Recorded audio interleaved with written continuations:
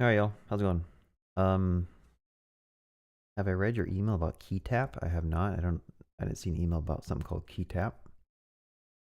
Um, so let us just go ahead and get started on some stuff. This is the app that we have currently started building.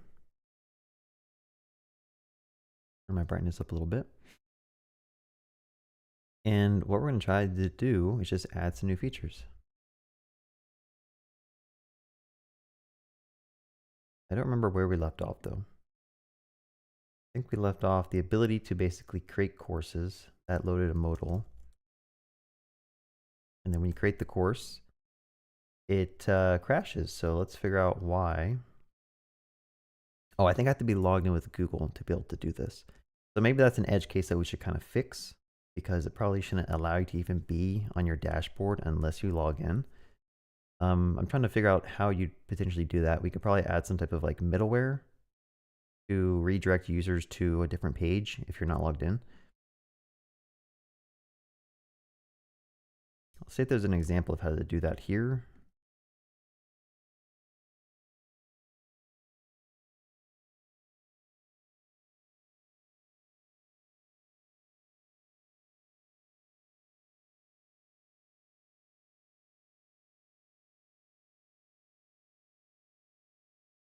Pretty sure I've done this before. I just don't remember how. So how do I check the client API?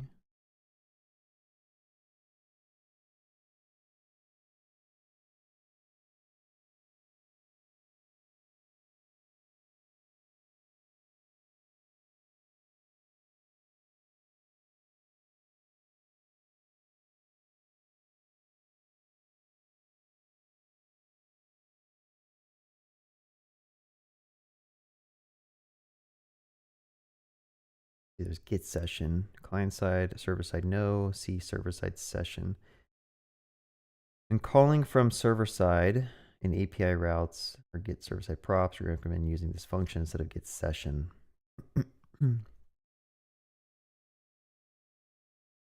Method drastically reduces the response time when used over get session on server side due to avoiding the extra fetch to an API route. It's generally not recommended in Next.js. In addition, get server side session will correctly update the cookie expiry time and update the session content if callbacks is changed.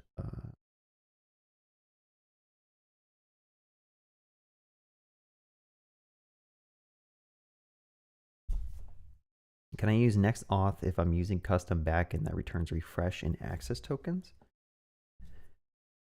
The thing about that, you might have to. I'm not sure if you could. Next auth, I know generates the tokens for you, so I'm not sure how you'd like overwrite that.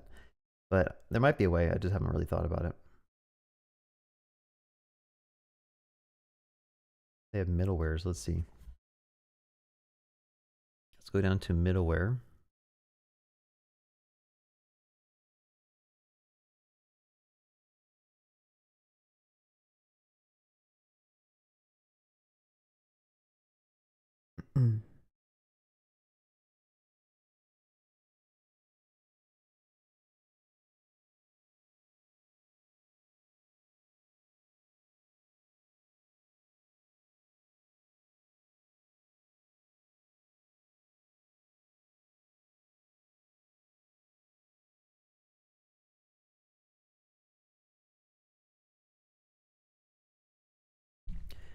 If you want to add certain pages, let's try this. So I'm going to make a middleware file.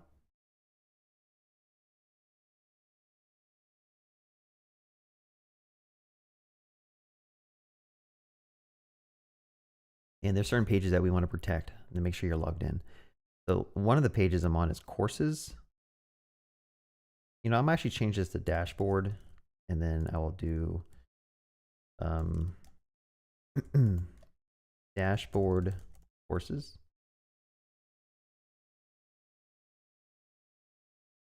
Or maybe I can do a star here. Let's see if that even works. So the idea is I need to refactor some of this code to move stuff into a dashboard. Because right now we've been kind of focusing in on the actual like functionality for an admin. So let's move this index. I don't think I need this index module anymore. Let's delete that. Let me zoom.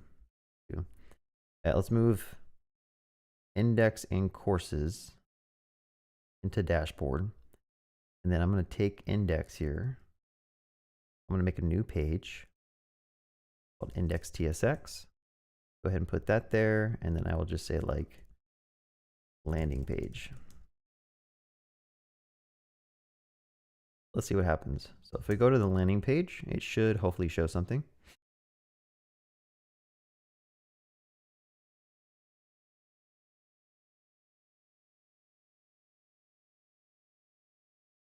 Why my app is taking so long.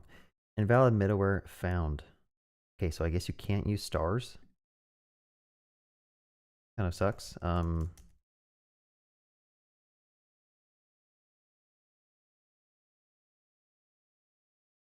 back to the docs. Maybe I'm just missing something.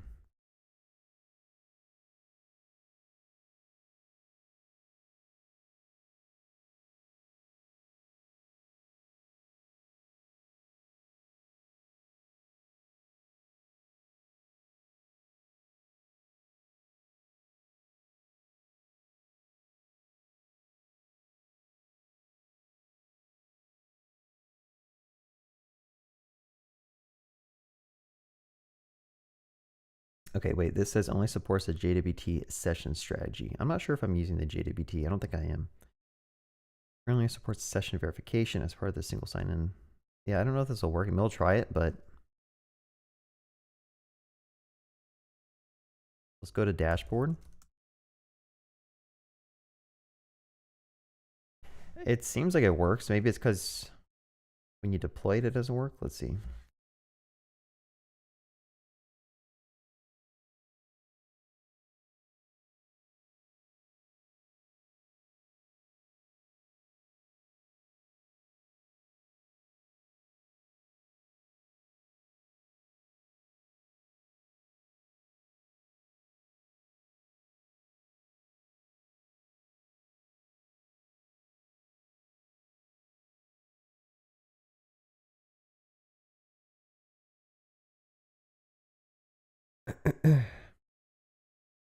I mean, I think it just depends on when you deploy. If you deploy to Vercel, your middleware is run on the edge.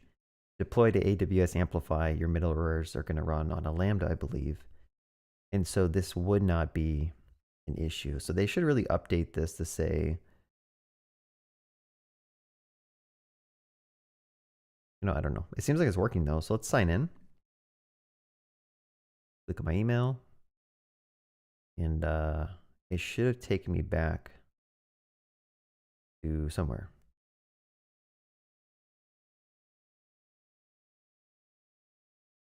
Okay, maybe this is the issue they're talking about. Okay, we could potentially switch over to the JWT session strategy.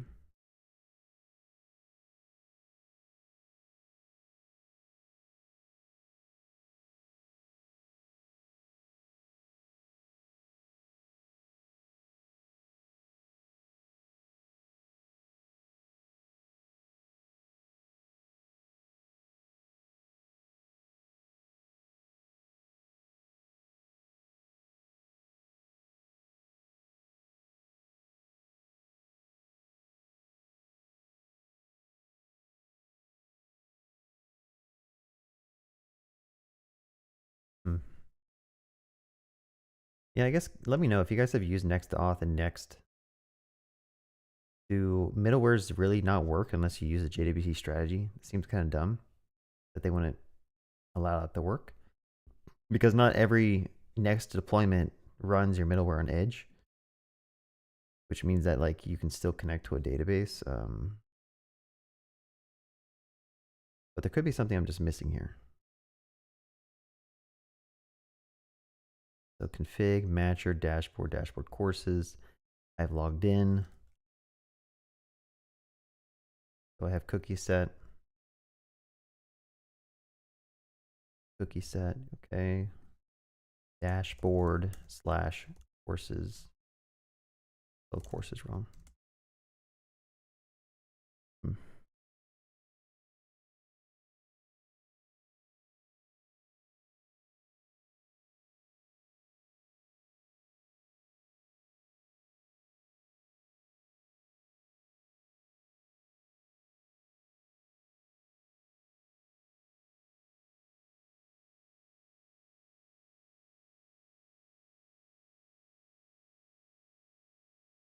Hmm. I'm just building. I'm building an online course platform, so like you could basically upload your courses. People can watch them. They can make accounts. They could pay for your course via Stripe to get access to it. Um,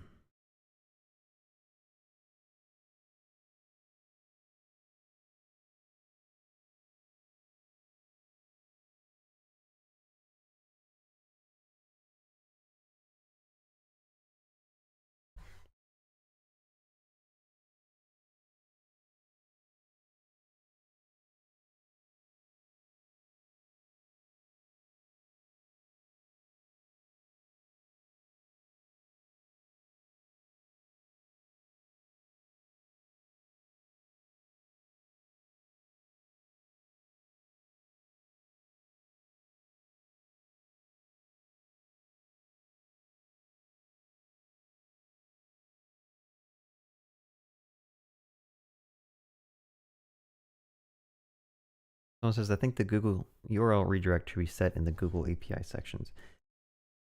Well, I think right now what it does is it logs you in and it redirects you to the same page that you're on, which is why you'll see it says dashboard and then courses here. But I think since I'm trying to use middleware and I'm not using the JWT session, it just won't really work. So I might have to not use the middleware and instead just individually protect pages using some type of like, I don't know, functional hook or something.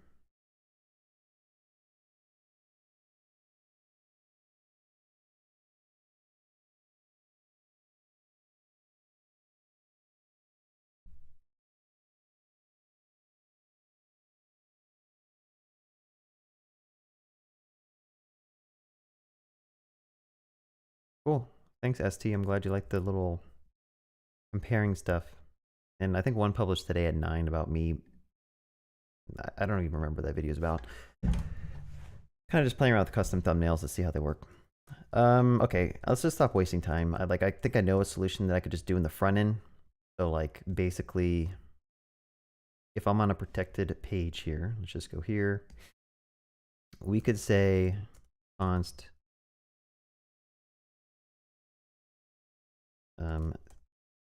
session is equal to use session.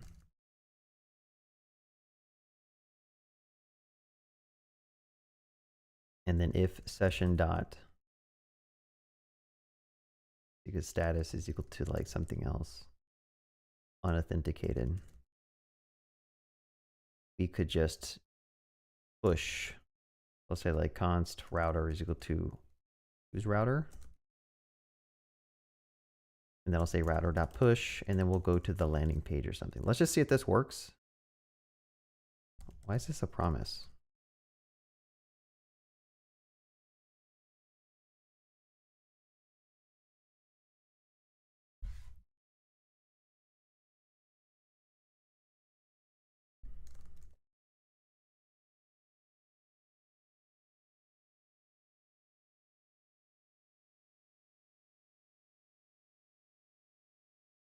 Okay, let's just delete the middleware.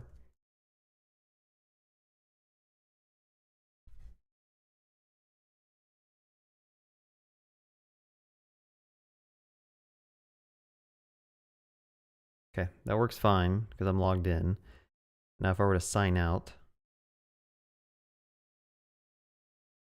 okay, that'll kick me back to the landing page.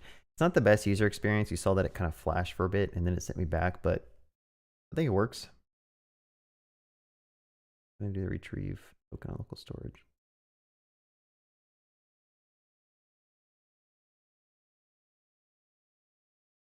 I mean, I don't know if you should be storing the token in local storage. Where will you store the Course contents and video. Yeah, probably S3. What if you use the regular Next.js middleware and manually fetch the user session?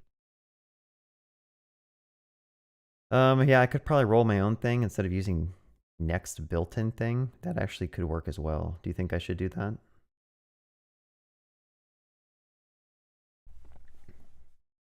I'm using MainTime UI for the component library. I was using Tailwind for all my stuff, and I still like Tailwind a lot. I just decided to try something new, just to learn new things. Yeah, maybe that's a better approach. So maybe I should. This works. I think it's fine. I think for right now, I'm just going to abstract this away into a custom hook, probably. If that's even. Okay, let's see if I don't return empty here. What happens?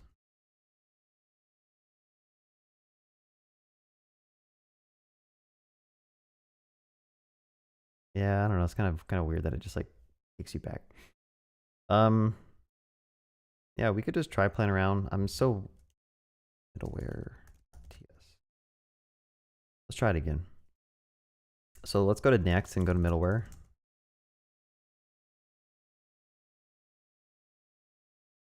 Am I in the right docs?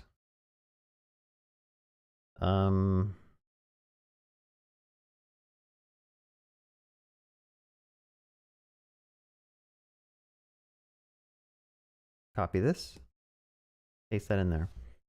And then we could potentially just say, if we're on dashboard, slash, is that how you do it? Path star. See matching paths, Middleware be invoked for every route in your project.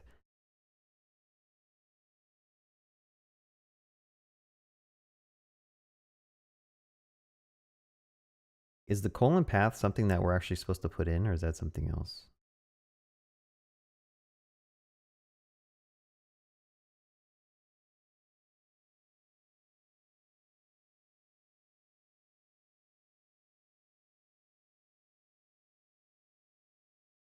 I think I've done this in another repo. Let's check this out real quick.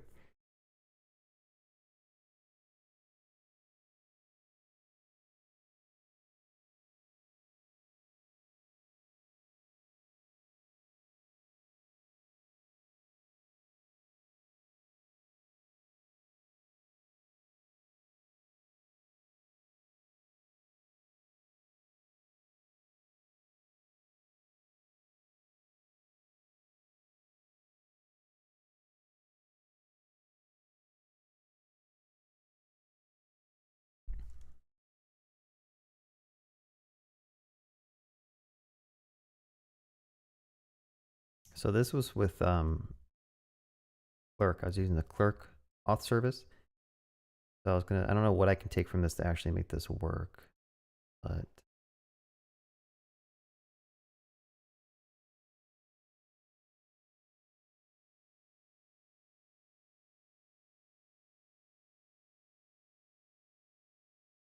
they are similar.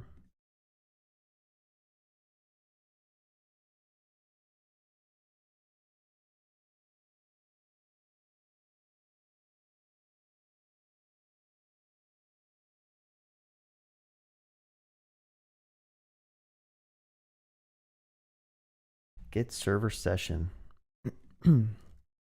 What do I need to pass to get server session?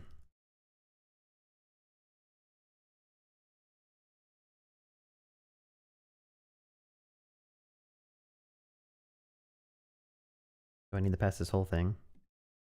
The request. Context response. Is that even here?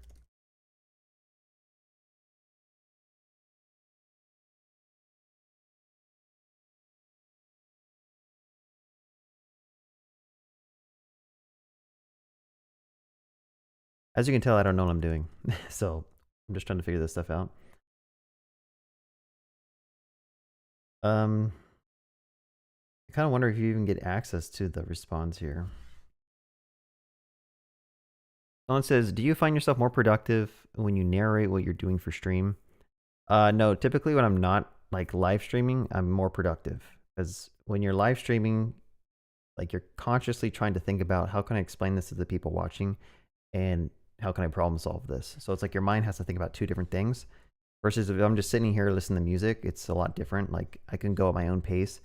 A lot of the times I also slow down what I'm doing for my streams because a lot of my viewers are from other countries that don't speak native English. And I've gotten a lot of comments that say I speak really fast and it's hard for them to keep up. So it's just a lot of stuff going on that I have to think about while I'm talking and doing these streams or my videos.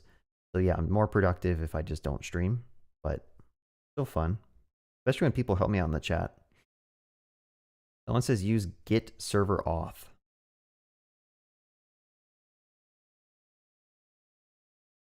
Where is git server auth? I don't see that as a function anywhere.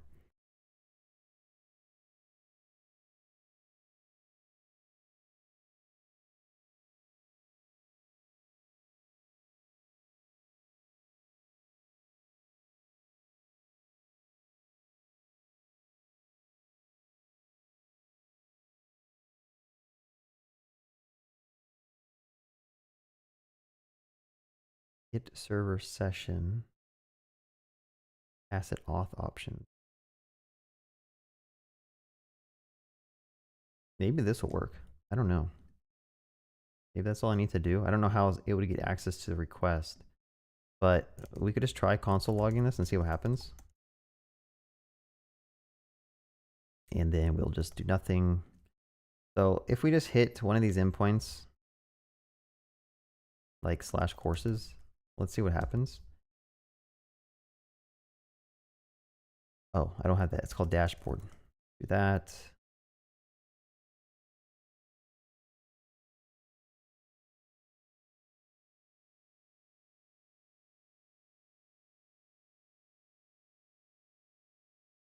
Probably spend this whole stream trying to do some basic middleware authentication that I should probably know by now, but I don't.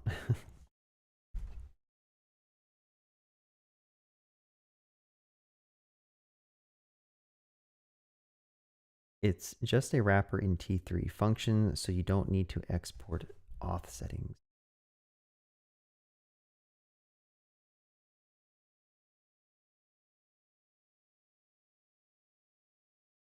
Oh, okay. That's cool.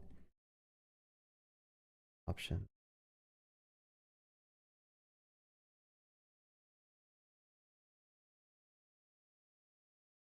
But it needs a context, right? So how do I get a context? I guess I could just pass it rec res.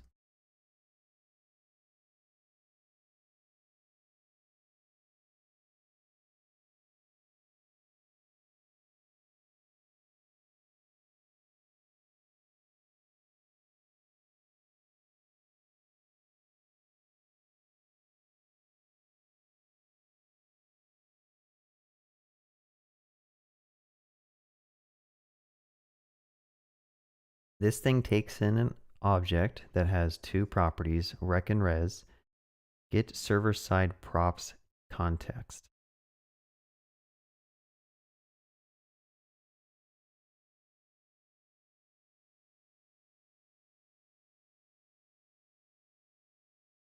Why am I having so much trouble doing something like this? What's up, Cyan Flare from Twitch?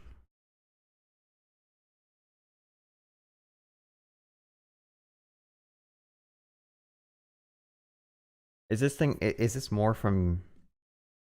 Yeah, this might be more of an TRPC middleware, right? Can I use this on middlewares?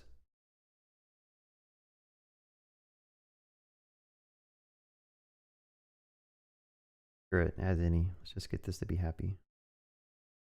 And also, does this give a response? Like I was trying to go to the middleware documentation to see like what I get.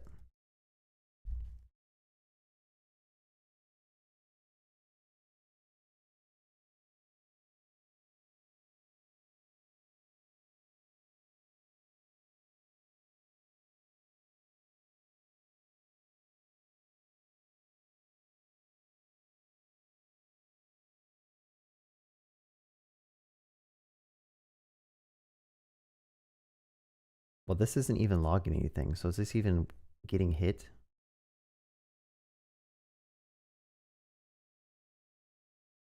This is probably a bad. Let me not use this one. Hold on. We want this to run for dashboard and dashboard/courses. How about that?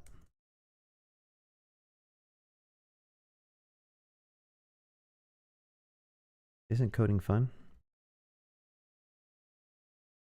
Okay, do I need to like do a hard refresh on my server? Why is this not printing anything?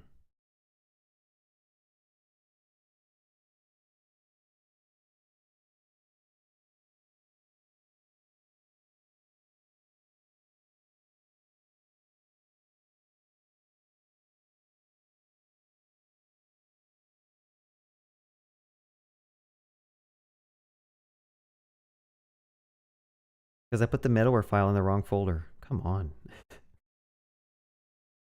Not be serious right now. There we go.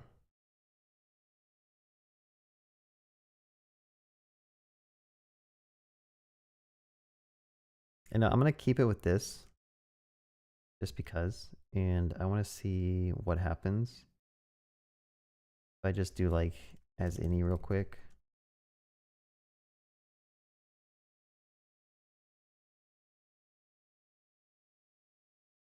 Of course, it doesn't like the fact that I'm using any. Stable.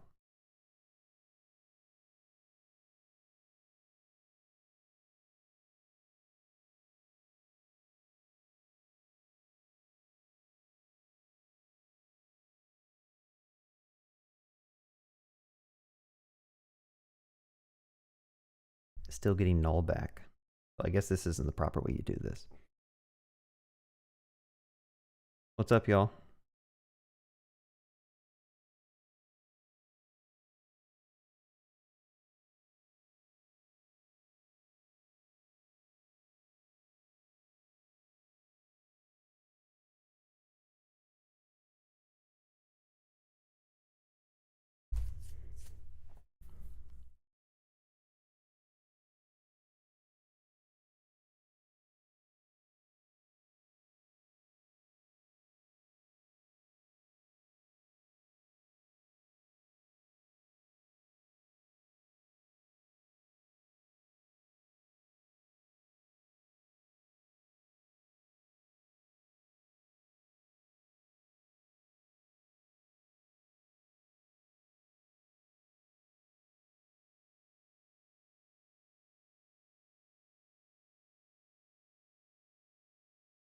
All right, let's just see if there's already existing next auth, next middleware.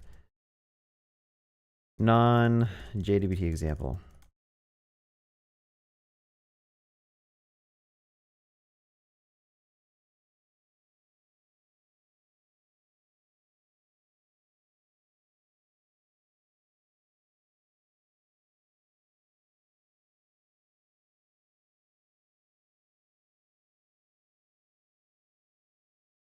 I mean, I could just, should I just set the strategy to JWT? Like, what are the implications of like changing that? Maybe it doesn't matter.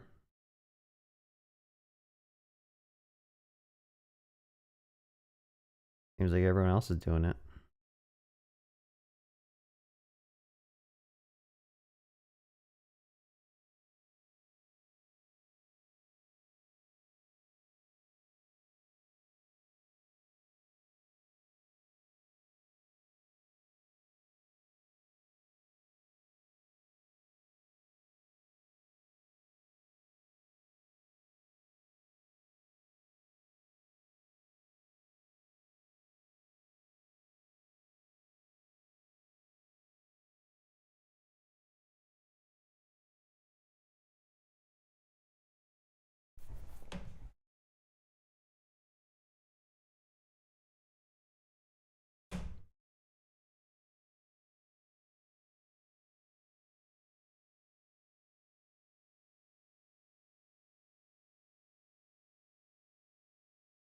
Get token.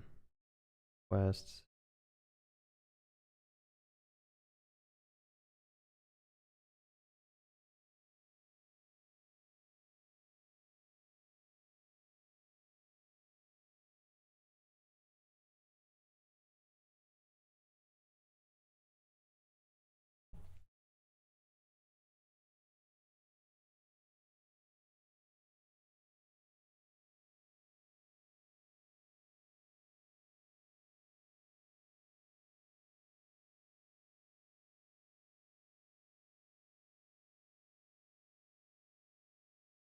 When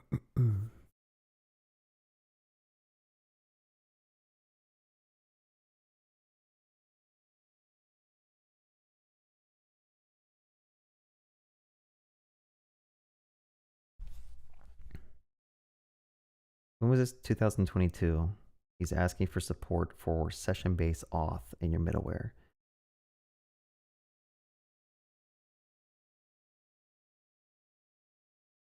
Did they really not add support for this yet?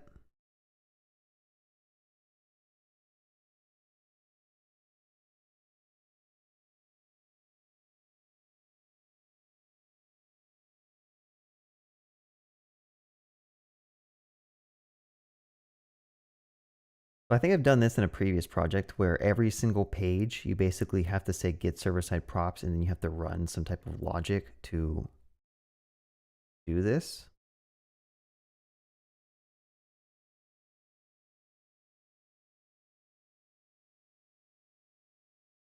And maybe it's better to do that because I'm guessing if I ever decide to deploy to Vercel, everything would break.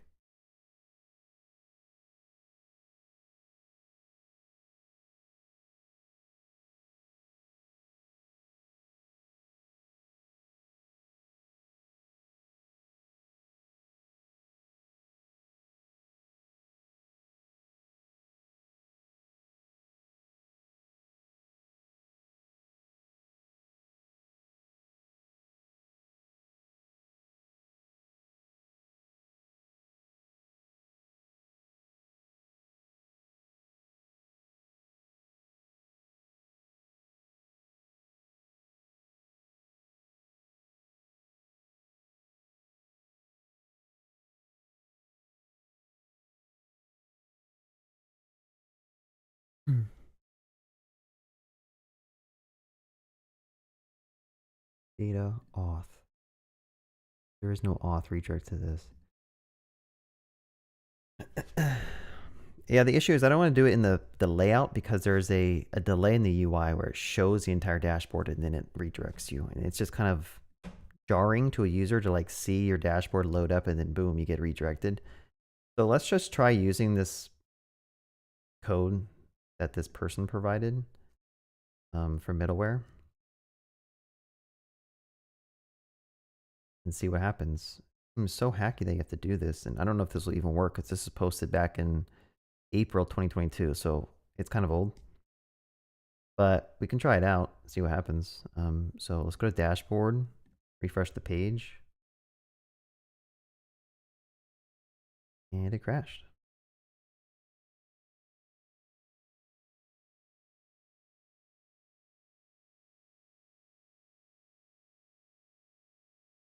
Well, this isn't even an endpoint I have, so that's probably why it's not going to work. And then you'll have an API route, name it as you wish. Just check if the user is logged in. Okay, this seems kind of hacky. But let's do it. He has an endpoint called auth SSR.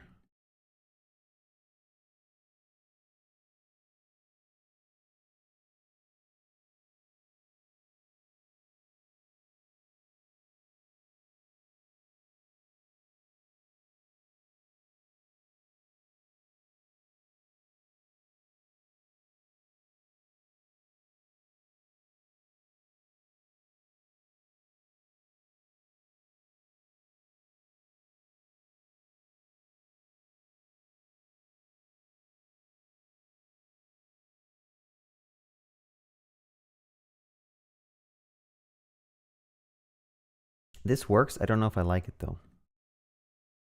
So basically the middleware makes an API request to your own endpoint.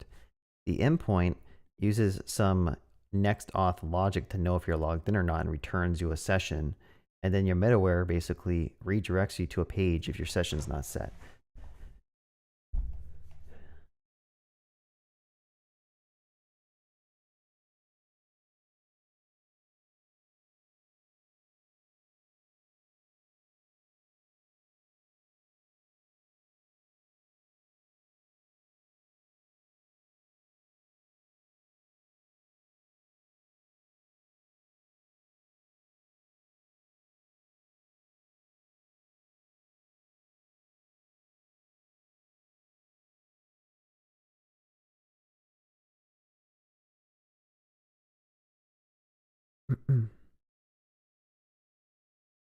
I guess I'm curious, is there any downside to using the JDBT session? Like, I'm okay with just using the normal session, like the default with the database session, but kind of seems like they don't really support that as well for some reason.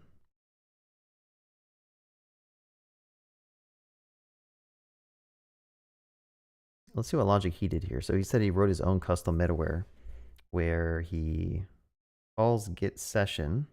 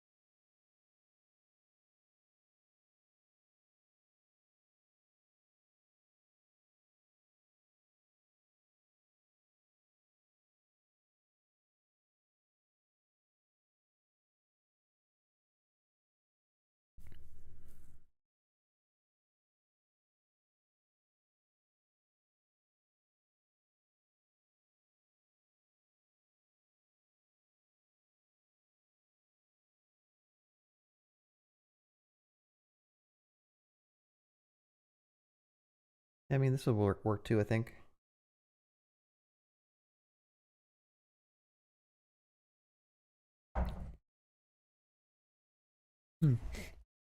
Hey, thank you for stopping by, Jan Henning, and saying thank you. Appreciate it. I'm going to try this little snippet too, just to play around with some code and see if this works. I think in terms of performance, it's the same as like the other approach we did, because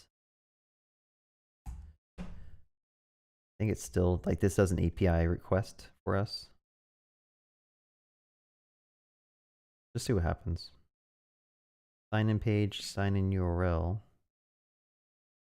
All this extra stuff here.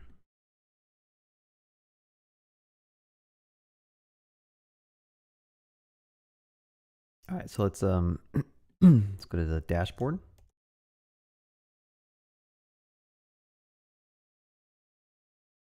URL mail from, please only use absolute URLs. Okay, that's probably why I had all this stuff.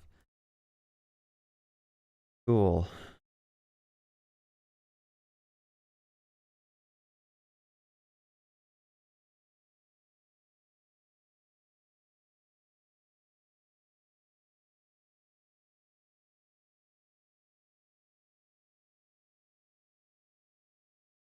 What is up? Hey, it's Mikey. I'm glad you got a chance to check out a live stream.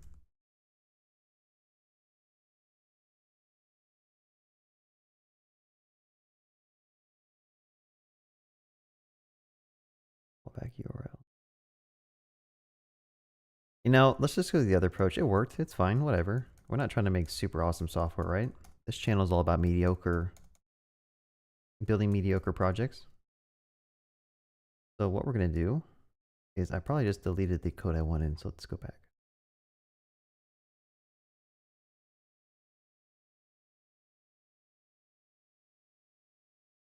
Okay, this is what I want. Delete this, whatever, delete that. Good enough. So now if I go to dashboard, that's going to run some server logic. And why does it keep redirecting me to sign on though?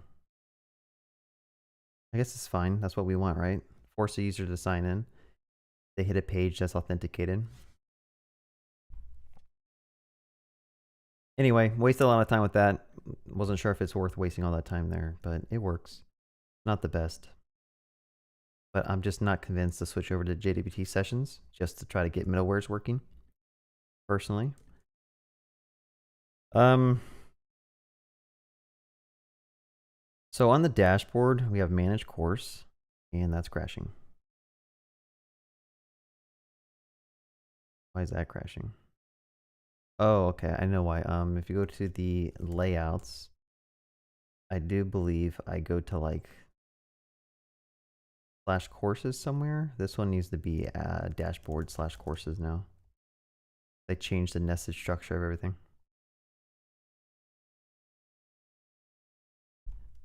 Right. By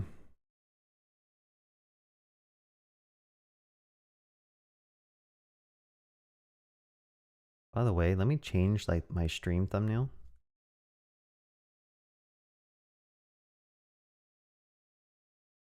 A stupid face for YouTube.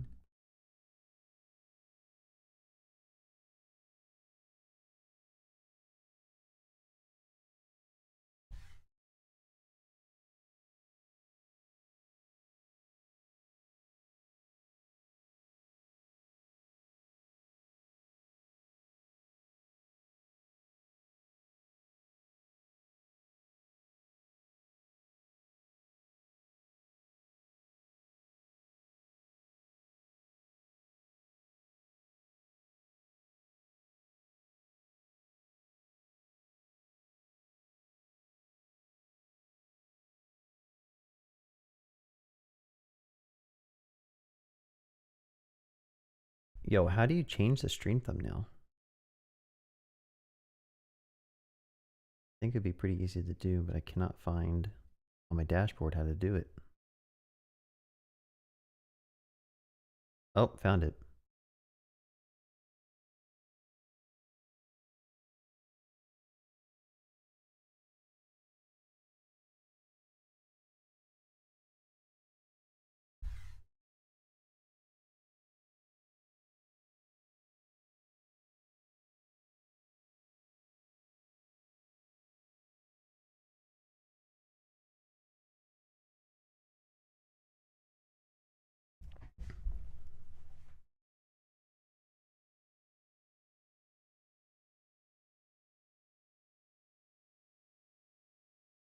Thank you, Brian Jaden. Yeah, I could do that on my actual endpoints themselves, I believe. I was trying to shoot for a middleware.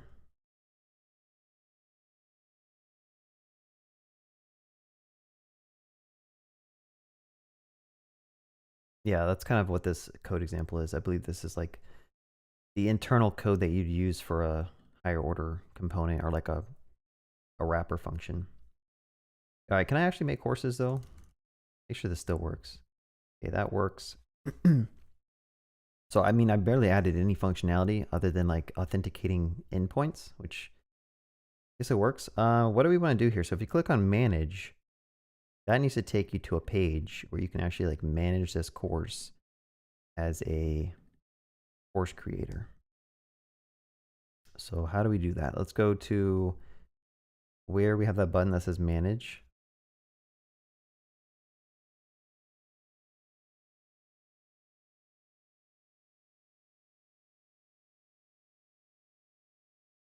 Oh, I'm struggling this morning.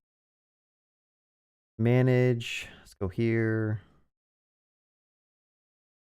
Sorry, where is the button that's for manage? Here it is. So when you click on this thing, we want to redirect the user to a different page. Now this should probably be a link, not a button.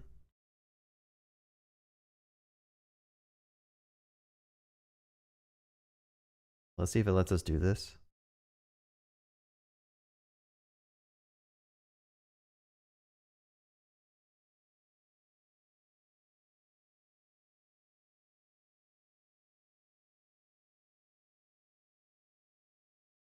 I thought I did this. Didn't I already do this somewhere?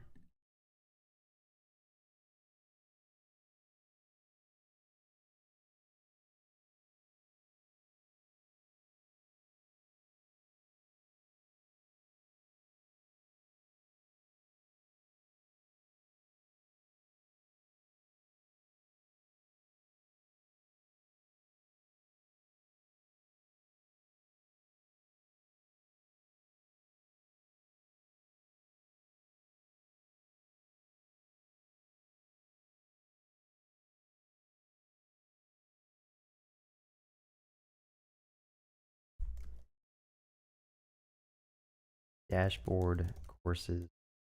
Then we want to put the course ID here, right? So when you click on this link, we want to redirect the user to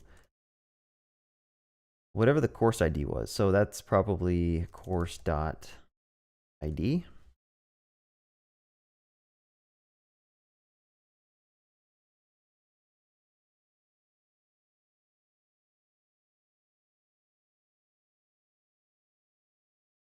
There we go.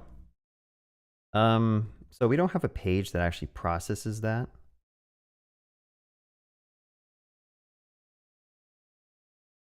Kind of wondering like what the page should look like, what the page should do. Because if you're trying to look at an individual course, what are the things that you want to be able to do on that course? Upload videos. We could start with that.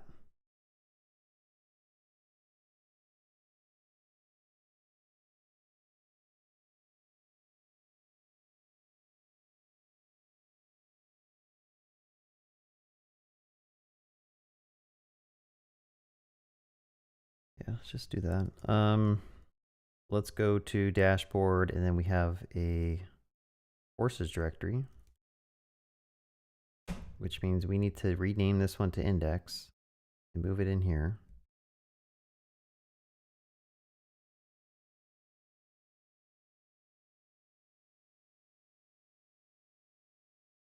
And then I think I could make a new one, a new directory called like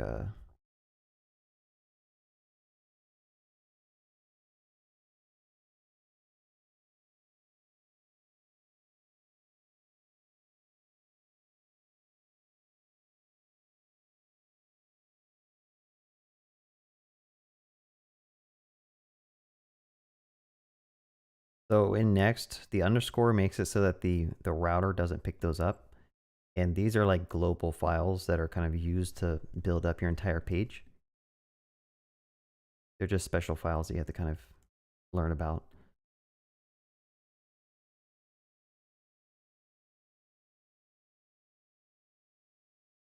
Go ahead and delete some stuff. And by stuff, I mean everything. All this other stuff we don't need yet.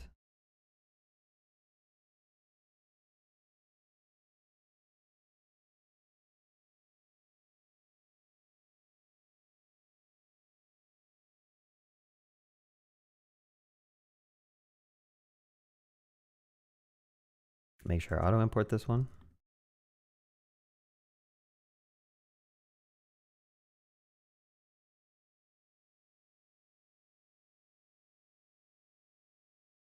Okay, so if you're on here and you click on this, that takes you to the course that you're trying to manage.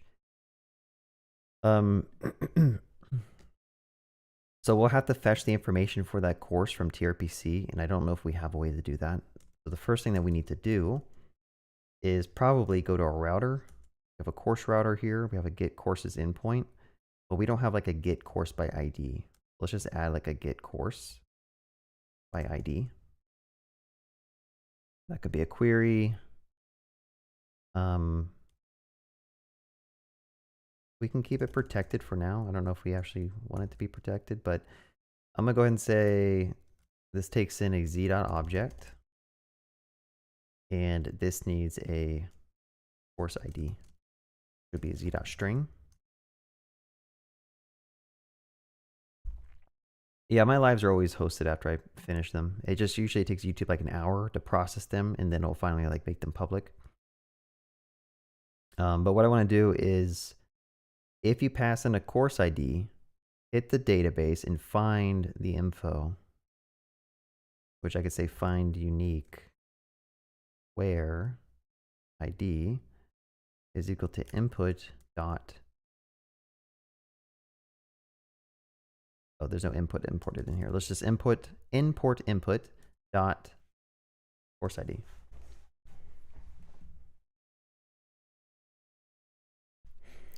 All right, so now we should be able to hit this endpoint from our front end. And typically I just use like the client side ERPC query stuff. I think there's a way to get this set up with like server side props if you want to, which would prevent it from having to like go to the server to get your page and then go to your server to get your data in 2 separate steps. You can combine them, but let's just do it this way. I'll say const course is equal to use, I think it's like API dot course dot get course by ID is the one we just made. And then I can say use query. Now this thing needs an input of a course ID, right? So I have to give it course ID, but we don't have access to that because that's in the URL up here. So we actually need to bring in the router. So I'll say const router is equal to use router. And this should be the next router that should auto import hopefully. And then we say router. We have to get the props from the router. So like the course ID is going to equal to router dot. Is it props? Params? Query? I think it's query.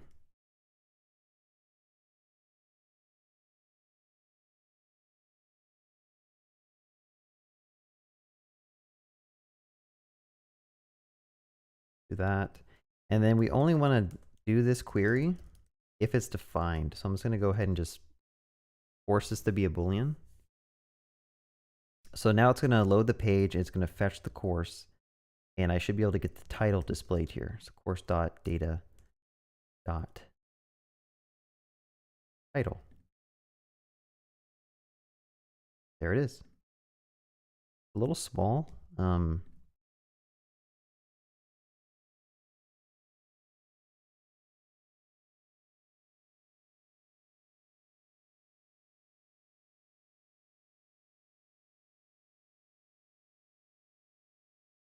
Just grab this one, and I'm going to go ahead and just use this.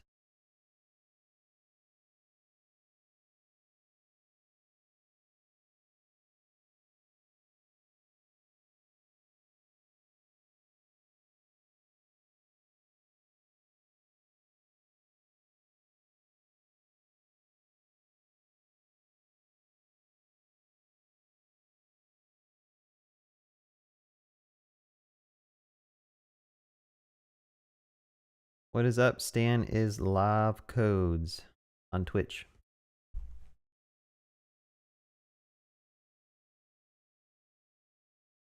I am curious about the what type of component this is. Like I want this to be an H1. And it's just a div. So I guess my question is in mantine, is there a way to get like actual like headings?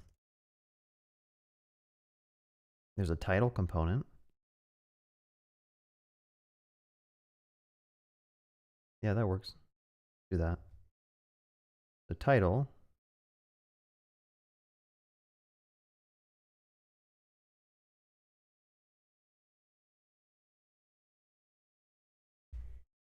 I don't know why my computer's so laggy. I need to like restart it or something.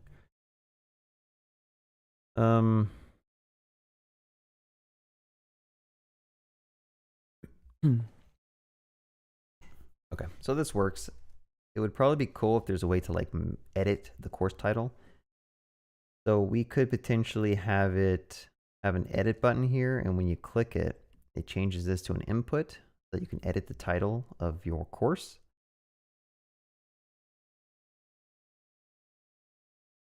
I wonder if MainTime has like a existing like editable toggle thing.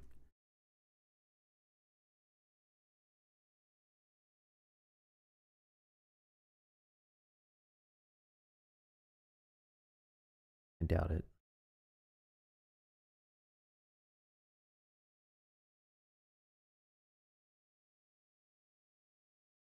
So we are just going to kind of build one ourselves. We're going to go ahead and just like put an icon here. I don't remember what icon library I'm using at this point.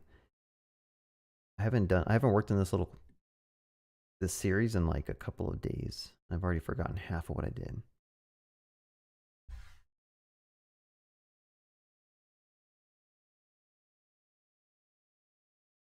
So I know on the layouts, I have like a layouts directory, I think. Maybe I don't. I think I have some icons here. Just grab an icon, go back to our course, and let's just see if we can get an icon displayed. So the icon library I'm using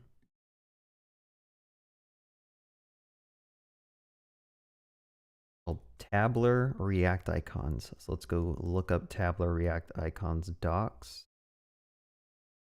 And we're going to search for an edit button or a pencil. Okay, we got an edit here. That's good. So icon edit.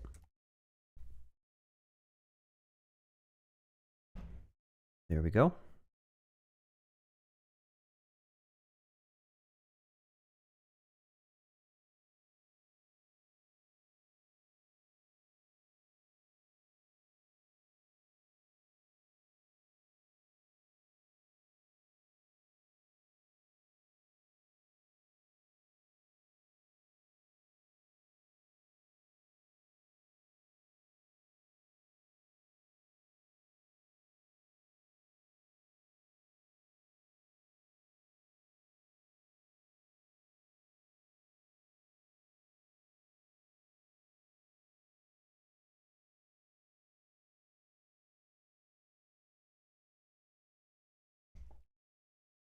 Does TRPC support caching? Yeah, because it's kind of wrapping with React Query, you should have the same cache behaviors you can use.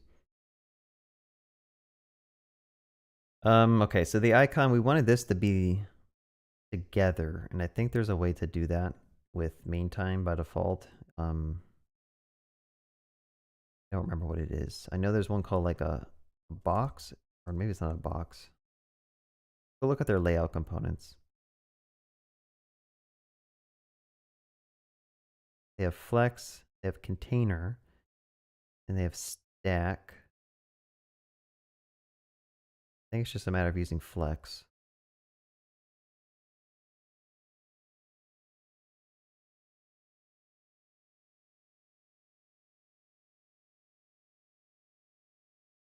Oh, group? So when do you use flex over group?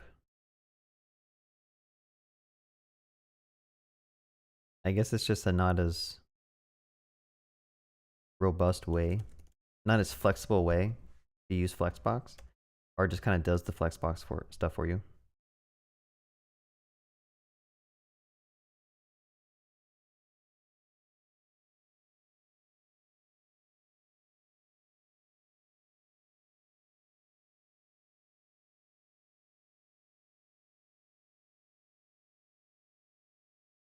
Yeah, thanks for stopping by, MJ. Appreciate it. Okay, so we gotta make this a button. It's gonna be a button. When you click it, it's gonna do something.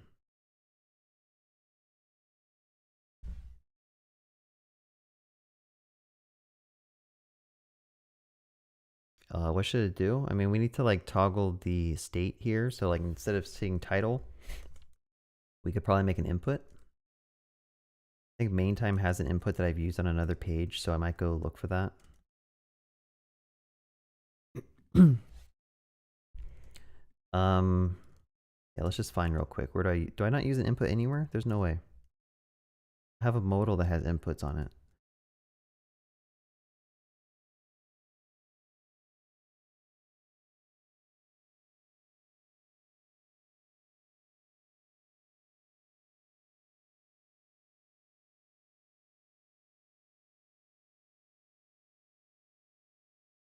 Oh, it's called text input. Okay.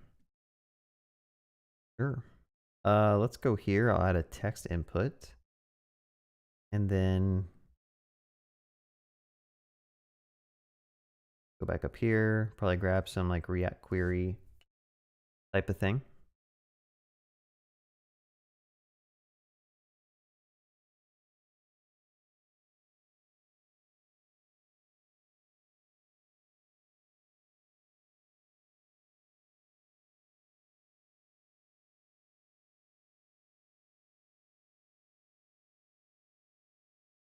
All right, what am I doing? So when you click it, I show the text input. I should probably also show a save button. I don't know if I want to bring in React hook forms for all this.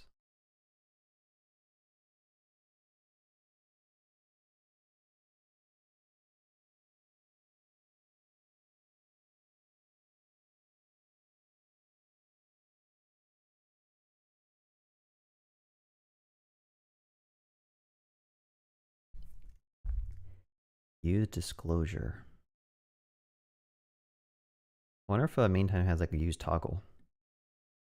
Or is use disclosure basically the toggle?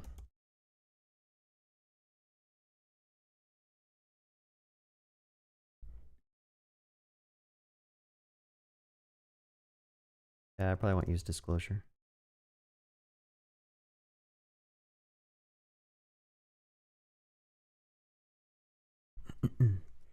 That's the idea. Like Gumroad takes 10% of all profits. So my course is not that expensive. It's like $20. So like 10% of $20 is $2. If I host it myself with Stripe, Stripe does 3.5%, which ends up being like, I don't know, like a couple of cents, like 50 cents or something. Wait, 3.5% times 20. I guess that's 7 cents. Did I do that right? 70 cents. But then they also do a 50% transaction charge. So, I mean, it's not that much. It's like 80 cents that I'd save if I did my own Stripe stuff. Yeah, I think I've seen Lemon Squeezy before.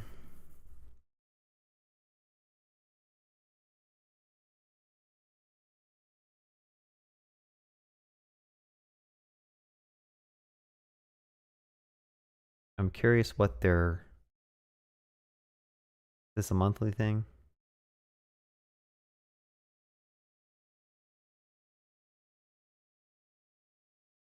So again, this is basically Stripe, and they just tacked on an extra like 1.5%. The Stripe is 3.5%. So if I wanted to make as much profit as possible, then doing it yourself with Stripe is probably the best way you can do it. And when we're talking small amounts of money, like this, not that big of a deal. But like, there's people out there who are making courses for like $250, and 1.5% of a $250 course. I'm not saying I'll make a course ever for $250. That's like $3 that adds up, I guess. But honestly, like this is more for just building something live for you all. And this is the first idea that kind of, this is the idea that I did the poll on. And then like this got the #1 ratings from all of you all. So I'm kind of just working on it.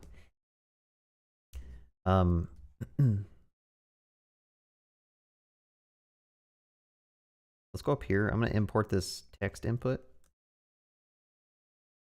And then we also want to pull in some of that code that I had.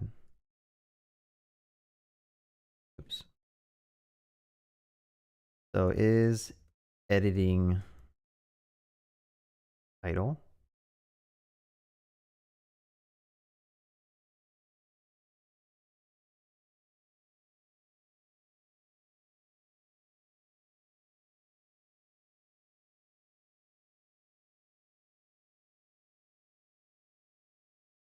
I'm going to say set edit title, unset edit title. How about that?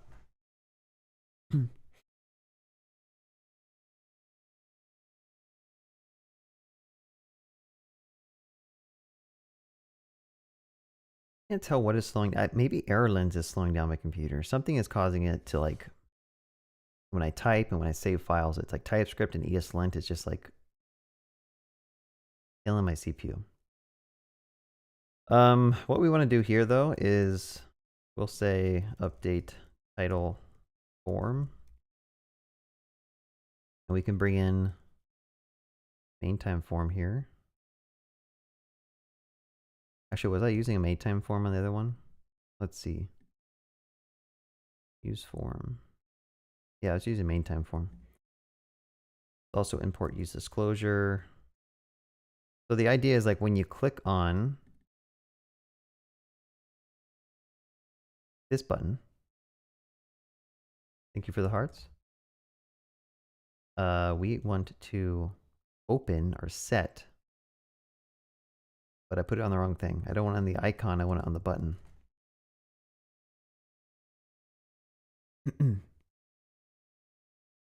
Okay. And this one will be like update title form get input props title.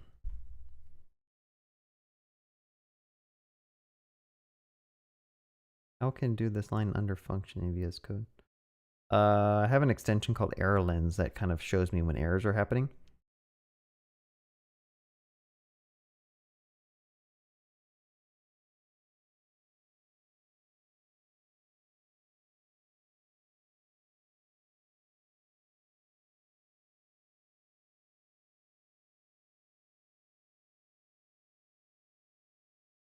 Just move some stuff around because I need to be able to set the form value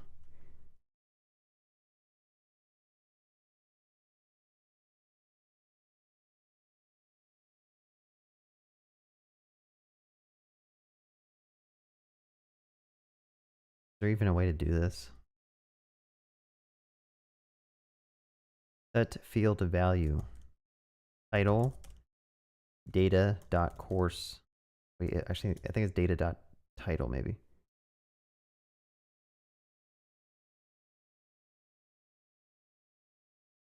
So basically, I'm trying to set the initial value of the form so that we can like modify it. This thing is seemingly not defined, so let's default it to an empty string.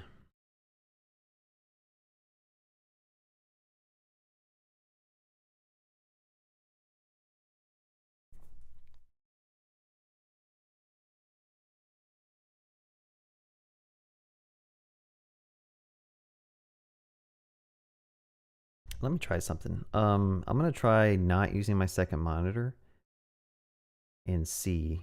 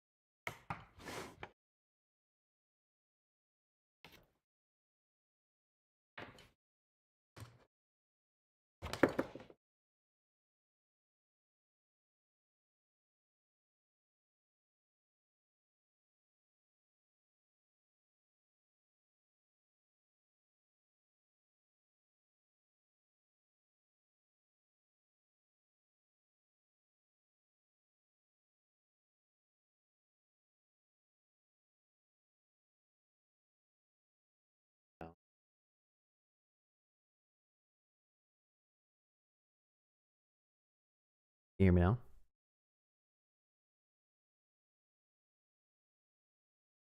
Hello? Testing, testing.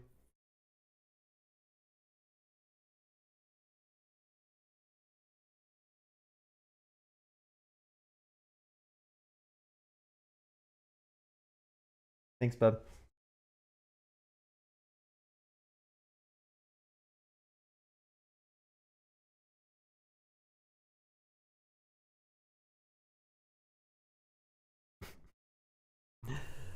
Well, that's funny.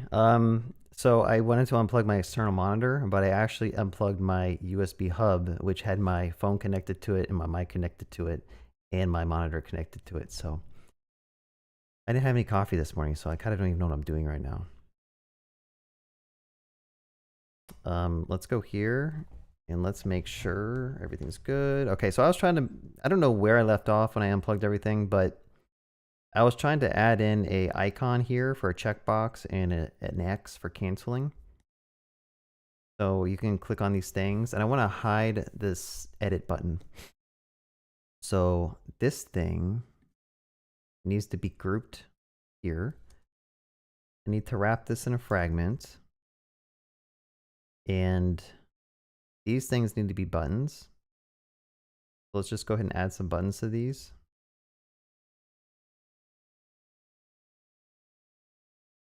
Got a button there. We got a button here. Okay. Now we could maybe change the colors of those buttons, which I'm not sure how to do. So let's go to main time and let's look at the buttons. Probably just like a variant. Yeah, they have a color. So let's go to props. We'll say color, main time color. Let's try doing, for the check, I'll say color of green. And for the cancel, let's just make it gray.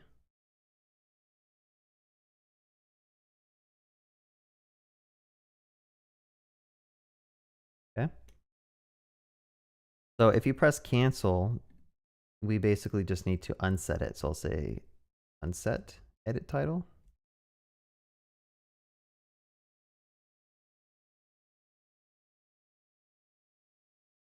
I don't know if this should be gray or if this should be blue. Oh, I tried to mute. Sorry, y'all. I missed it. Yeah, maybe this should be gray. Like, I feel like primary is for like when you're actually modifying stuff in your systems, but like, yeah, this is fine. Okay, now I should be able to type, and then if I click save, I need to actually persist that to the back end. So let's go ahead and on click. I have a form here.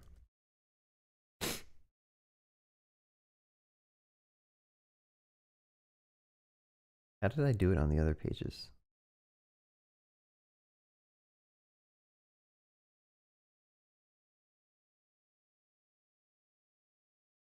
Okay, I'm just opening too many tabs. I don't even know where I'm trying to go to. It's this one. This one has a form, and I do submit it at some point. On form, on submit. So I kind of wonder if maybe I should just wrap this thing in a form to make it like proper HTML. It might not even be necessary, but this thing was actually a form instead.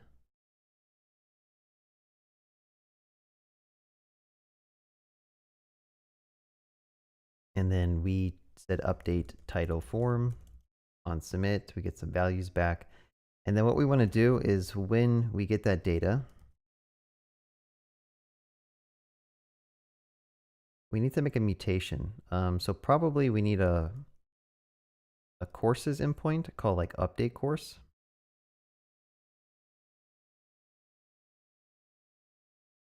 This could be a protected. I'm just going to copy all this basically and paste it in. For right now, we can just update the title, but then we also need, I think, a course ID. This.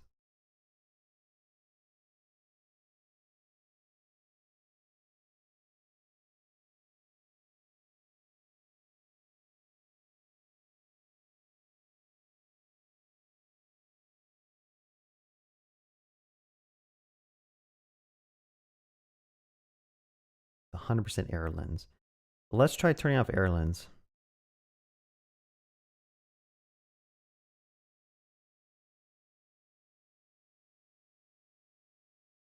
I might have to reload. Yeah, it's either error lens or ESLint or TypeScript or something.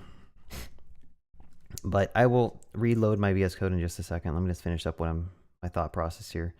So we need another endpoint for updating a course. Right now, that takes in a course ID and it takes in a title. It's a mutation. And using your user ID, well, I don't know if we even need the user ID for right now, but at some point, I think we will want the user ID to make this secure. So we're going to go ahead and say, turn update. Say update where. Then we will say ID is equal to input course ID. Yeah, unfortunately, you can't do like multiple things in your where clause for some reason. So I might do an update mini so that I can say that like, hey, even though a user hit this endpoint with like a course ID of ABC, we also want to make sure that the person who owns this is the person who is authenticated with the session. So this will update every single entry in the database, but this turns out that this will only update one because there's just, this is like a unique ID right here. So this is basically doing the validation in one Prisma call. Otherwise, you'd have to fetch the course by ID and then look at the user ID attached to the course and verify it matches this, throw an error if it doesn't, and then you can do the update.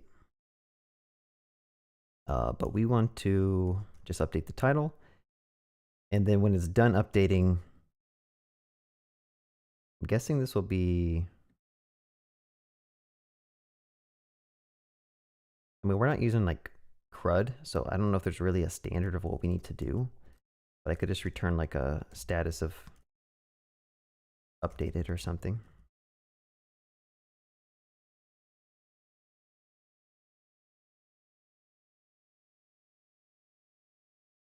Okay, so now we have an endpoint for updating stuff. Let's go ahead and add a mutation. I'll say update course equals API course update course use mutation.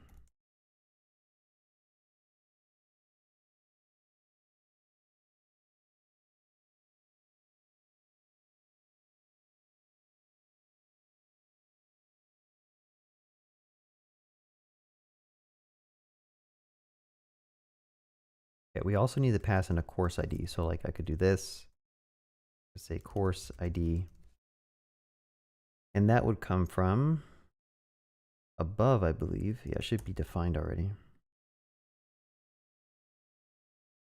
And then we can unset edit title because that'll kind of close that little component we're working on. And I think that should be good. Hopefully. Okay, why are these on new lines now? Hold on. Because I added it into a form. And the form is messing up the layout of my stuff.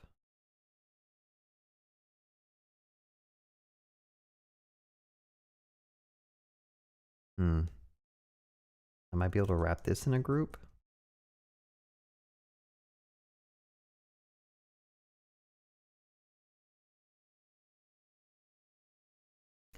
Having a group inside of a group, I don't know if that's a good approach.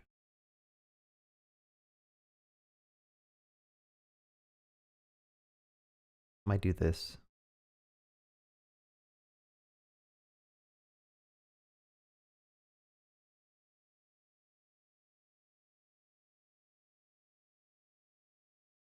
All right, so let's try to submit. And what happens?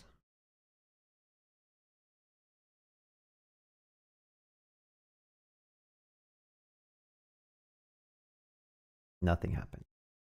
On submit, should have called this. Are we getting here? Always add console logs and figure out where stuff is getting. Yeah, clicking that doesn't do anything. because I overwrote the on-click functionality. So this thing actually needs to not have an on-click, and then I think it should be a default form submit thing.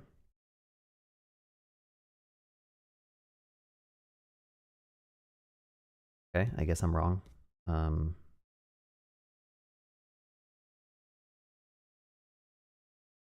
You have to add type submit to it, I guess.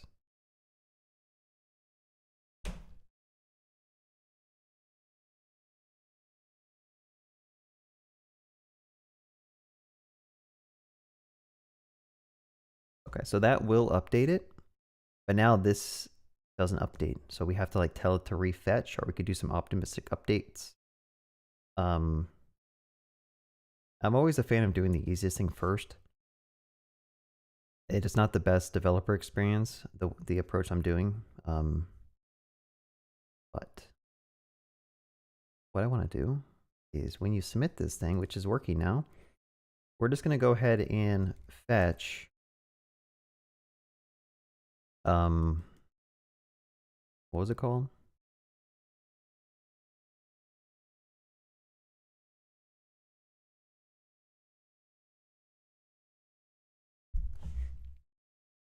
Oh, I called it course. Okay.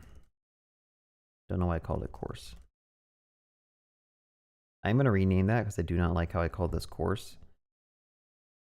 I'm going to call this course query, so that when I'm looking through my code, I see that this is an actual like query, and I might actually call this update course mutation.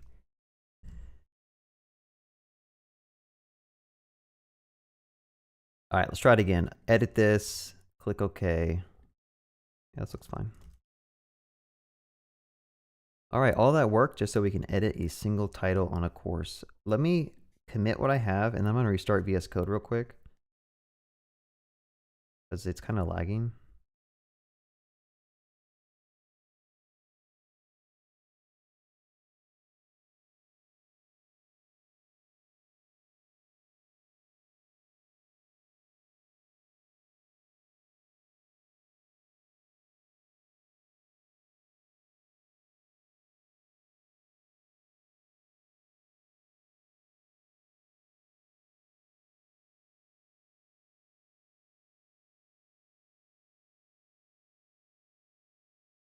Okay, yeah, I don't know if that was VS Code or if it's just my computer slow. It's still acting kind of slow. Maybe this is why the Primogen uses Vim or NeoVim.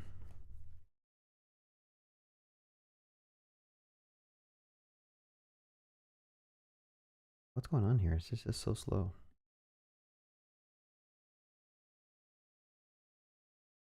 Anyway, let's go to chat real quick. What's up, Amtrix? I'm working on like a course platform similar to like Udemy or Gumroad, where you can upload a course or multiple courses, and then you can have Stripe set up so people can pay for your courses and then get access to them. Maybe add in messaging so I can message people who are taking my course. Adding like a mailing list so I can send out emails to my course students. Add in like discussion forums on videos so every video could have a place where people can talk about the video and get help. But let's see, can you maybe explain how tRPC works? Like the lower level or the high level? The high level is there's a bunch of boilerplate tRPC code that basically gets everything set up to be usable inside of Next to give you access to like the database sessions and all this stuff. But these are like not that important to understand until like you need to get into the nitty gritty details of stuff. But basically there's a router. You set the router up and you define different like subroutes. So for example, if I have data that I need to save, I'll make a course route. And this course route has its own router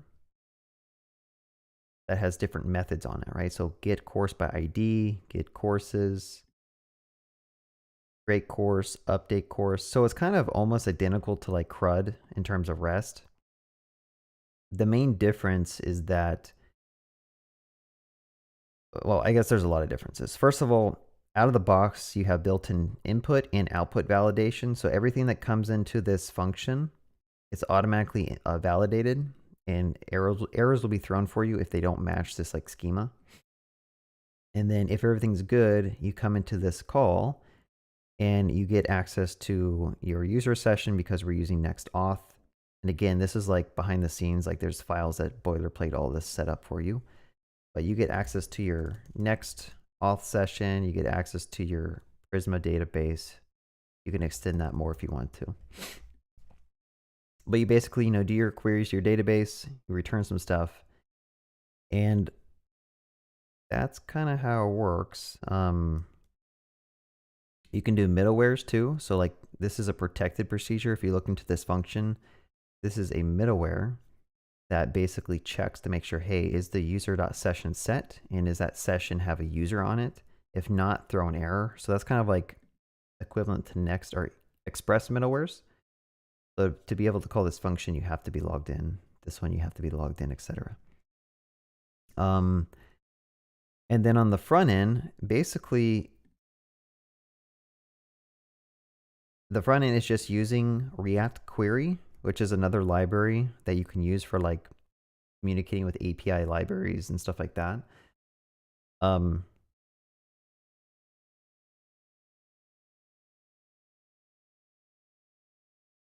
But it just it uses React Query to kind of wrap the tRPC calls. And then there's a tRPC library in the front end that's going to communicate with your backend tRPC server, which kind of does the request a little bit differently. So if I were to click on this, notice that this is a request that's made. It's just an HTTP request to an endpoint. Okay, it goes to API tRPC course. But the difference is that I think this is also using super JSON. So like the actual data looks kind of weird here. But you're calling the methods directly. So instead of having like all these CRUD REST endpoints, it just calls the method that you want. So course.get course by ID. And the main benefit to all of this is because if I go into my backend endpoints and I were to, for example, update this to require some other data, let's say there's another property called other that you have to pass in for this course to be updated. Now on my front end, my code is going to break because the TypeScript types do not match up. Before I was only passing a title and a course ID, but now if you hover over this, it says, hey, like you need to pass other. So that's the main benefit of using tRPC. You automatically get all these types out of the box, and you can achieve that with like Nest.js and other approaches, like like Open API. Is that what it's called? Open API? I don't think it's called Open. Swagger, Open. Yeah, it's called Open API. If you have like an Open API setup that kind of defines all your endpoints, you can generate TypeScript types from that and import those into the front end. It's just a lot of extra boilerplate you have to do. And so you get that out of the box with tRPC. I don't know if that was a good overview, but how long have I been streaming for? 1 hour and 30 minutes.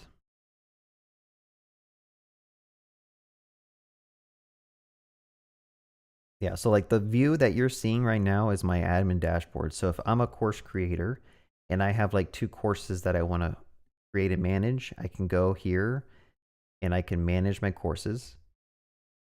I mean, these are just like stock photos. Like this would be like a JavaScript something.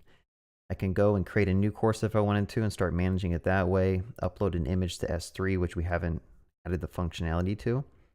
We started in this stream adding the ability to basically make endpoints authenticated. Why is there an X up here? Oh, that's supposed to be my logo. So like this endpoint dashboard / courses, if you go to this endpoint and you're not authenticated, it'll redirect you back to the landing page. And then if you click on manage, we worked on adding a subroute where you can start modifying and editing your course. You could change the title of it. Got this nice little component here that allows you to say like my JavaScript course for noobs, something like that. And now that course will be updated in the back end. If I refresh my page, you'll see that that data is in fact persisted to the database. And yeah, I guess I might wrap up the stream. I've been going for like an hour and 30. But next time we do work on this, I don't know if it'd be a stream or just be a normal YouTube video. I'll probably just same format. I'm just going to play around with the app, just try to add some features to it.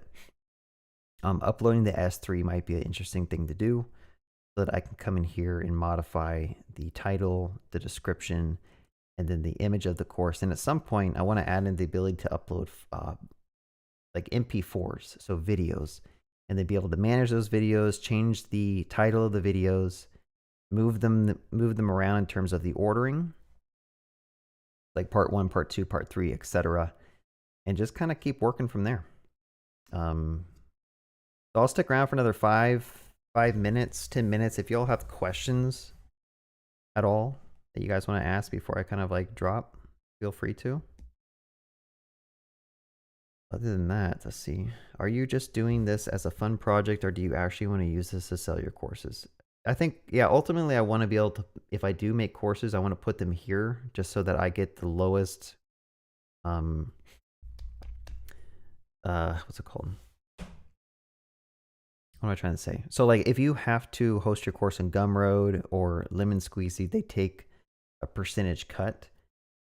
Stripe is what I can tell the lowest. It's 3.5% of everything that you sell, plus a 50 cents transaction fee. Everything else is higher than that. Like I think Lemon Squeezy is a 5% with a 50 cents transaction fee, and Gumroad is actually 10% of what you sell. So yeah, if I get into making courses, I'll probably just try to use this on platform. Thank you for the super chat, Let's Lee. Less T. Or is this called a super sticker? Maybe it's a super sticker. Thank you. I appreciate that. What Mac do you have? I have a M1 Air. I might have to figure out why it lags so much when I'm coding. It only happens when I'm doing the live streams where it like lags. Maybe I need to like reduce some bit rates or something. I don't know. Am I going to finish this project? No, I'm not going to finish. I never finish any of my projects. I'm hoping I can actually stick to it. That's my goal. I want to stick to this project and actually like have it to the point where I'm using it to sell a course. Because I think if I can actually use this, I'd be more willing to keep on building on it. Yeah, this project's using TRPC. Would you make a tutorial on how to integrate Stripe with Prisma? I think I have like a video or two that kind of shows you my code for Stripe. I have an entire course where I teach how to set up a little SaaS project that's hooked into Stripe. If you're interested in that, Brian Jaden, I would just go to a YouTube channel and like check out my course. Let's see.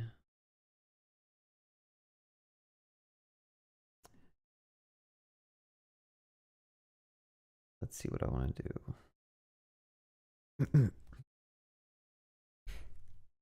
So this is like the little SaaS product that I worked on where people can come in and generate icons using AI. But this up here, this is actually hooked into Stripe. People can come in and buy credits. For $5, they get 100 credits, which means they can generate 100 icons. And I have a course that kind of walks you through how I built a smaller scale version of this, if you're interested.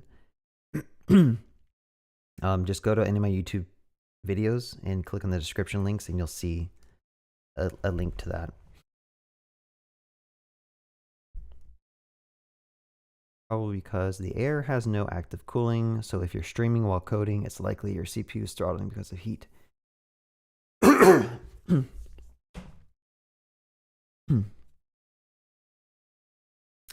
Why don't I just sell on Udemy? I don't really like Udemy as a platform because it seems like once users sign up for your courses on Udemy, they kind of like control all of that.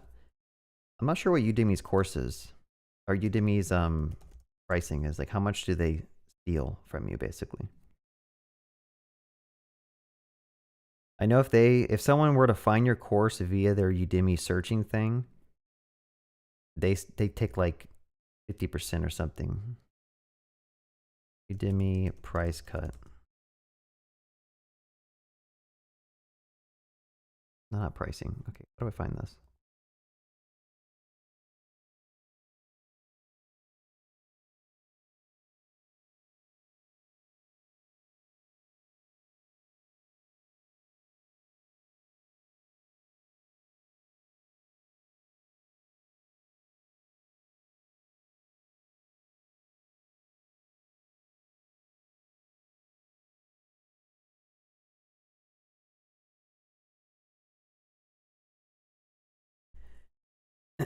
Yeah, so like they give you 97% of your revenue, which is actually pretty good if someone were to purchase your course using one of your coupons or referral links. Otherwise, you get 37%. So my question is, how do you actually verify that they're doing this properly? Like if someone were to just come and find your course via searching, do they track that in a cookie or something? And then like from that point on, you know what I mean? I mean, I probably could just use Udemy, let's be honest, but I think it's more fun to just build your own stuff.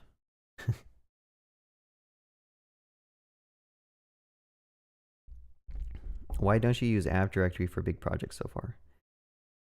Just because they still say App Directory is quote unquote beta, so I just don't care about learning the App Directory until they take it out of beta. And when they do, I'll probably start making videos about the App Directory.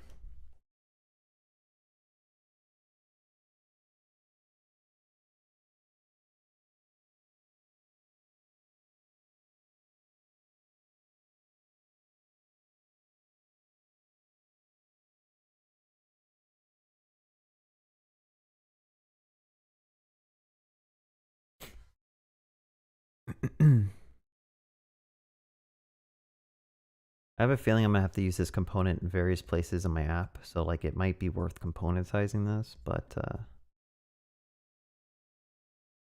anyway. Yeah, I'm gonna wrap the stream up. Hope you guys enjoyed watching. Like always, I have a Discord you're welcome to join if you want to just find a place to hang out with other developers and ask questions. I got one course I recently made that's in the description links of my videos of my channels. So if you just want to learn more about building out a SaaS product using Stripe, TRPC, Tailwind CSS, feel free to go check out that course link. In fact, I should probably just promote it here. Let's just go to YouTube and promote that real quick. I should have these things on bookmark. Let's just click on any of these.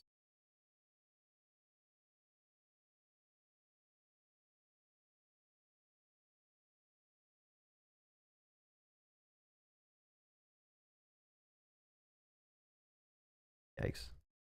You know, whatever. You guys can just go to this link description. Let's see. Thank you, Cody. Even without App Directory and Total T3 on your channel, tons of good stuff I could learn, especially next in AWS. Yeah, thanks. Thanks for watching. Is the App Directory coming out of beta on Friday? Because if it is, then yeah, I'll probably start making videos on the App Directory. Because no one's gonna want to watch a YouTuber making old tutorials. I'm curious. Do you guys know if it's coming out on Friday? What type of product? I would say James May. Just work on any projects that you find fun. Like try to find a real life problem that you want to try to solve, or a hobby you like doing, and just like work on that. That's the best advice I can give you. Just keep on working on a hobby application that you like. Yeah, I mean, I don't see why it's still in beta. I mean, it's been there for like a year now, right? Or like 6 months, 8 months. I'm not sure why the app directory is still beta, but I guess they're probably waiting on something on like the React library to like really hone down, like the React server components or something. Or maybe there's something internally in their systems they're trying to like make sure is really performant before they take it out of beta. Anyway, yeah, hope you guys enjoyed watching this little stream and learned something from watching me build this course. I'll put the link to this course. I'm sorry, not the course. I don't know why I'm saying course. I'll put the link to this project I'm working on also in the chat in case anyone wants to go and read through how I'm doing this with the code, the ERPC stuff, the mean time stuff. There you go.